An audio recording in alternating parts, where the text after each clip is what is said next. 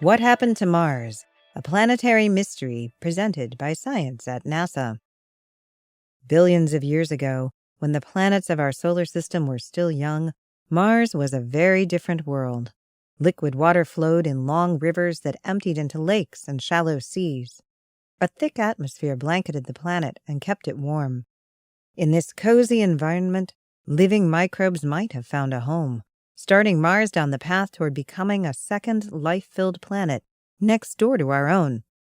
But that's not how things turned out. Today, Mars is bitter cold and desiccated. The planet's thin, wispy atmosphere provides scant cover for a surface marked by dry riverbeds and empty lakes. If Martian microbes still exist, they're probably eking out a meager existence somewhere beneath the dusty Martian soil. What happened? This haunting question has long puzzled scientists. To find the answer, NASA is sending a new orbiter to Mars, called MAVEN. The goal of MAVEN is to figure out what processes were responsible for those changes in Martian climate, says Bruce Jokoski, principal investigator for MAVEN at the University of Colorado at Boulder. Scheduled for launch in November 2013 and due to arrive in September 2014, MAVEN is bristling with instruments to study Mars' upper atmosphere. That's where many researchers believe the answer lies. The only way Mars could have been wet and warm 4 billion years ago is if it also had a thick atmosphere. CO2 in the Martian atmosphere is a greenhouse gas, just as it is in our own atmosphere. A thick blanket of CO2 and other greenhouse gases would have provided the warmer temperatures and greater atmospheric pressure required to keep liquid water from freezing solid or boiling away. Somehow, Mars lost most of that blanket. One possibility is the solar wind. Unlike Earth, Mars is not protected by a global magnetic field. Instead, it has magnetic umbrellas scattered around the planet that shelter only part of the atmosphere. Erosion of exposed areas by solar wind might have slowly stripped the atmosphere away over billions of years. Recent measurements of isotopes in the Martian atmosphere by the Mars rover Curiosity support this idea. Light isotopes of hydrogen and argon are depleted compared to their heavier counterparts, suggesting that they have been lost to space. Scientists have also speculated that the planet's surface might have absorbed the CO2 and locked it up in minerals such as carbonate.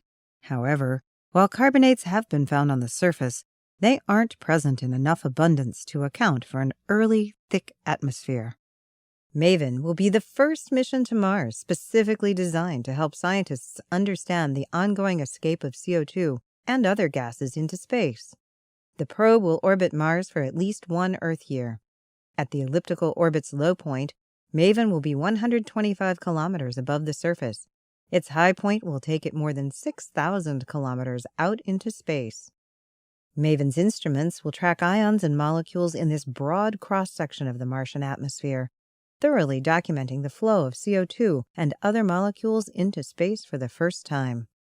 MAVEN's instruments also will measure the solar energetic inputs into the Martian upper atmosphere and the atmospheric response.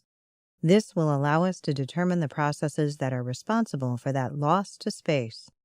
Once Jokoski and his colleagues know how quickly Mars is losing CO2 right now and what might be causing that loss, they can extrapolate backward in time to estimate the total amount lost during the last 4 billion years. MAVEN will determine if loss to space was the most important player in driving Martian climate change, Jokoski says. In the grand scheme of the solar system, Earth orbits alongside a world that began with as much promise for life as our own, yet turned out so differently. After all these years, MAVEN could write the final chapter in a haunting planetary mystery. For more clues to the mysteries of Mars, visit science.nasa.gov.